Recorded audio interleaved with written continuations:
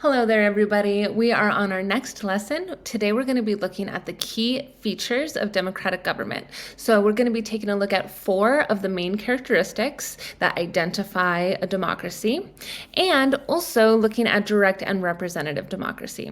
So let's start with that. We have both direct and representative democracies. So a direct democracy is exactly what that sounds like. So this is a form of democracy in which people vote on policy initiatives directly.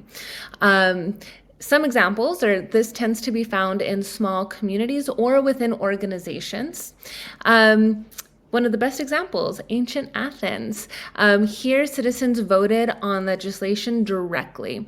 Again, small communities. If we think about ancient Athens, like it's a single city, much easier to use this form of democracy. We also have representative democracy. This we see quite a lot of. So this is where citizens elect representatives to make decisions on their behalf. This tends to be more practical for larger populations and also for complex issues, right? Not every citizen might be well versed in all kinds of matters that need to be decided for by law, right? An example is the US, right? The United States has elected officials that then represent their populations. Both of these have some shared qualities, but before we get to that, let's take a look at this. Direct democracy. Here we see the people. They vote directly for laws and rules. Then we have representative democracy. Again, we start with the people, but they vote instead for elected representatives. Then these representatives decide on the laws, rules, and policies of the country. So in both systems, we see the core principle is that power ultimately rests with the people. And we can see that in this image here, right? The people are the ones that are making decisions, but what they're deciding on directly is just a little bit different. Also, whether it is through direct democracy or through elected officials, both systems give citizens the opportunity to participate in the political process and influence decisions that affect their lives. So there is a level of say. So what are some of the key features of democracy?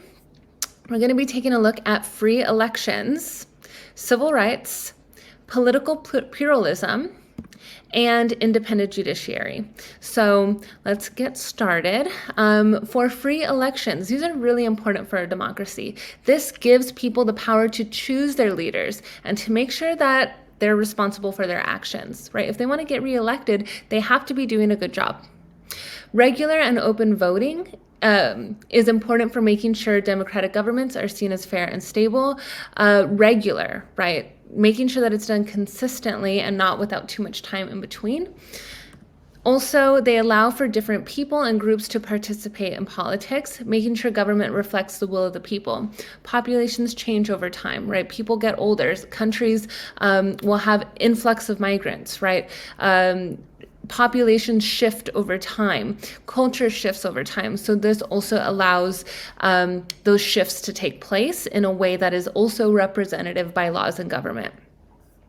Also, free elections help to stop dictatorships by making sure that leaders do not stay in power without the support of the public. Right. So if they're voted in, that helps to reaffirm that that is the will of the general population.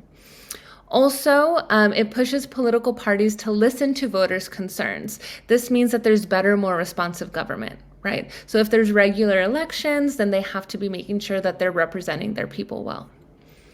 Next feature is civil rights. So some of these key aspects include free speech, right? This allows people to share their opinions without being afraid of punishment from the government and helps to exchange different ideas, right? Freedom of religion. This allows people to follow their own belief system without having governments interfere. The right to assembly, right? Like when we have a school assembly, it lets us gather, right? It allows citizens to gather peacefully for protests, for meetings, for discussions, which allows them to stay involved in democracy. And then also civil liberties. These are protected by laws and usually defended by the courts.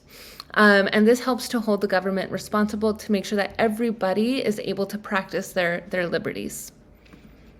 Next one is political pluralism, right? If we think about that term, right, plural, that means more than one. So if we look at this image here, all these people are thinking of different shapes, right? They're thinking of different ideas. So this allows for differing on multiple political parties. So this allows for greater representation, different ideas, different interests, and all of these differences help to strengthen democracy. It encourages competition between parties, so leading to better policies that address a wider range of issues, right? If you're able to have more than one party and one party is not doing a very good job, then somebody else, right, a different party might come in, and that's what people will want in office. It also gives voice to minority groups. Right. So if you're able to have many different parties, many different ideas, then you have that diverse representation. And this tends to lead to more fair policies because then these groups have a voice within their government. It also promotes debate and discussion, which increases political involvement and voter participation, right? We want to have different voices, different ideas represented within government. And then finally, independent judiciary, right? So this means that the Justice Department, the court system is independent, which means everybody is treated fairly under the law and helps to keep the other branches of government in check. Judges can make decisions based on the law and facts without being influenced by politics, which is really important for fair trials and for justice. So if they're worried about political backlash, right? If you have an independent judiciary, that's not a concern. And there's a few different ways that countries do this that we'll take a look at in class. Cases like Brown versus Board of Education, this was a case in the United States. This shows how independent courts can protect people's rights and bring about important social changes. So it was through this particular court case that finally allowed desegregation of schools. Before this court case, students that were of minority ethnicity were not allowed to go to school with white children. Once this court trial took place, then we were able to integrate. So that provided more equal footing for children in school. Independent courts protect individuals by interpreting and enforcing laws that defend civil liberties, so helping to ensure that everybody's rights are being protected. And then it is also essential for public trust in the legal system. If citizens are worried that the court system is not being fair, then they're not going to have legitimacy.